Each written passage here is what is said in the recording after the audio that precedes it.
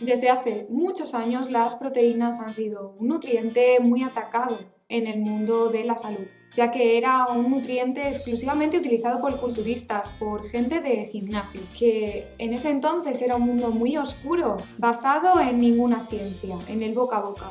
A raíz de esa ignorancia, hoy se comercializan ciertos productos que se le llaman suplementos ergogénicos, que yo diría suplementos dinerogénicos, porque no sirven para otra cosa que para vaciarte el bolsillo. Pero eso es otro tema del que hablaré en próximos vídeos. Después de demonizarlas con mitos como que dañan el riñón o el hígado o lo que quiera que sea, o que solo sirven para hacer dieta, la evidencia científica desmiente todo eso, dándole importancia para la correcta función del organismo, del metabolismo, para la creación de diferentes vitaminas, enzimas, hormonas, hemoglobina, sistema inmune. Y como pasa siempre, todo se lleva al extremo. Ahora hay una división en cuanto a defensores absolutos de la proteína, con el lema de cuanta más mejor, y da igual la fuente donde se extraiga, lo importante son los números. Y por otra parte, la gente que dice que no son nada necesarias y que podemos vivir sin consumirlas. Los primeros suelen ser defensores de una dieta carnívora, incluso a veces cetogénica, donde consumen diariamente una elevadísima cantidad de proteínas animales, procedente de carnes rojas, huevos, queso, etc. En la otra parte estarían los veganos, donde la proteína la extraen de legumbres, de cereales, de semillas, de frutos secos y de vegetales. Para ponerte en contexto, el primer grupo recomendaría unos 3 gramos de proteína por kilogramo de peso, o incluso superarlos, y los otros prefieren quedarse en los 0,8, 1 gramos por kilo de peso. Parece poco, pero la diferencia es muy grande. Por ejemplo, para una persona que pese 70 kilos, en el primer grupo, donde se superarían los 3 gramos de proteína por kilogramo de peso, estaríamos hablando de unas 210 gramos de proteína. Y en el otro grupo podríamos estar hablando de unos 56.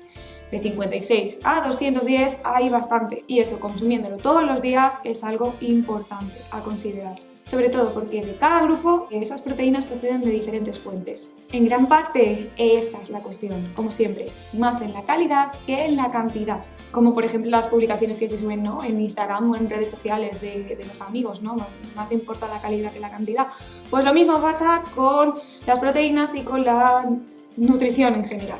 Cuando hablamos de prevención y tratamiento de enfermedades vamos por un sitio, cuando hablamos de estética vamos por otro, y cuando hablamos de rendimiento deportivo por otro, ya aparte. Pero todos deberían tener la misma base: buscar la salud, la óptima salud, para poder seguir haciendo con tranquilidad y con seguridad cada tarea, cada persona la que sea.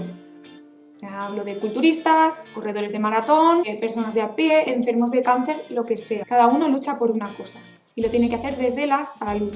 Este término para cada uno es diferente. Como dije en el anterior vídeo, que aparecerá por aquí, las calorías y los macronutrientes importan, pero importan más los alimentos que consumimos. Aunque he de decir que no existen ni los alimentos buenos ni los malos. Bueno, no te comas una seta venenosa del campo porque si no da palma. Eso sí, eso no es bueno. Nos entendemos, ¿no? Simplemente hay alimentos que tenemos que aumentar su consumo y otros que lo tenemos que disminuir. Ya está, no hay más. Es evidente que hay una sobreingesta de alimentos cárnicos, sobre todo carnes rojas, procesados, de fuentes de proteína exclusivamente animal. Y para tener una buena salud previniendo las enfermedades actuales, debemos elevar el aporte de proteína vegetal. Deberíamos desplazarnos más a una alimentación basada en vegetales, donde el aporte proteico provenga también de estos alimentos tan nutritivos como legumbres, cereales, frutos secos, semillas. Es realmente importante, porque aparte de tener todos los nutrientes, son vitales para prevenir estas enfermedades, por su aporte en vitaminas, ácidos grasos esenciales, fibra, entre otros. Eso no lo encontramos en las proteínas animales, o no en tanta cantidad. La ciencia no ve mejoras en cuanto a composición corporal en sujetos deportistas que consumen 1,4 o 1,6 gramos de proteína por kilo de peso a otros que consumen 3 gramos de proteína por kilo de peso o más, ¿vale? No hay diferencias. En personas sedentarias la recomendación es algo inferior porque no tienen tanto recambio proteico, no generan tanta síntesis proteica. Podríamos hablar de 1 gramo, 1,2 gramos por kilogramo de peso. En personas con alguna patología grave o algún problema renal grave o intolerancia,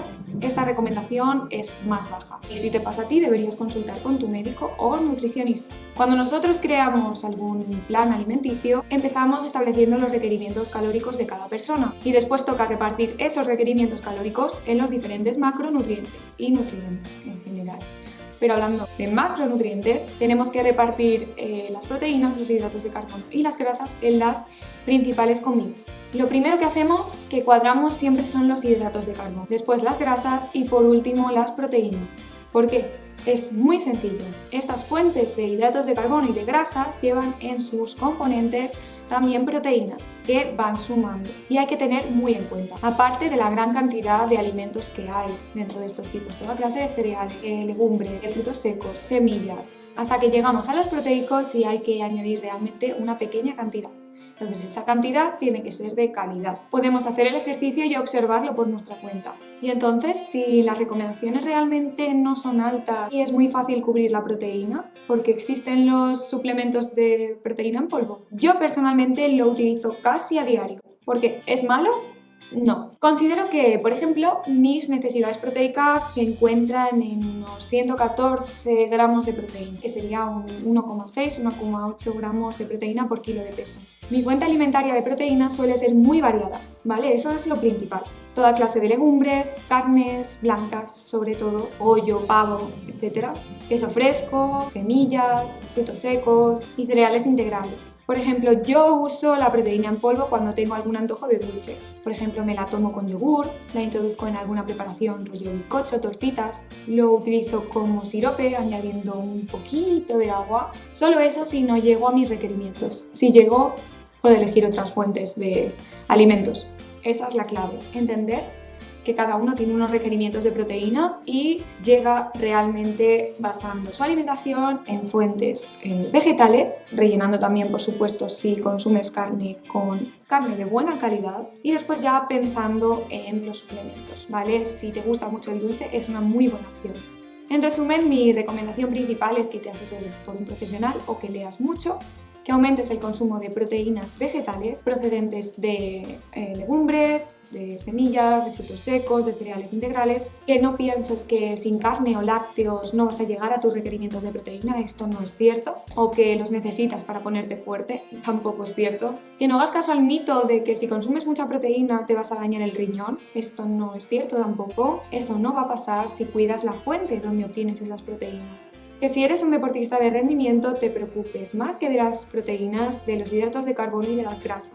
Que no pienses que la proteína solo sirve para ganar músculos, ya que es también componente de huesos, articulaciones, tendones, ligamentos, cabello, anticuerpos, hormonas, enzimas, colesterol LDL y HDL, ¿vale? Que realmente son las proteínas que transportan el colesterol. Su presencia es imprescindible para un sistema inmune saludable y juega un papel primordial en la composición corporal. Que dejes de pensar que una dieta alta en proteínas debe de ser exclusivamente animal o que para ir al gimnasio necesitas suplementación deportiva de proteína en polvo. Nada más por el momento. Si tienes alguna duda, alguna sugerencia, me la puedes poner en comentarios. Espero tu like, que te suscribas y que estés muy bien. Así que muchísimas gracias y nos vemos pronto. ¡Hasta luego!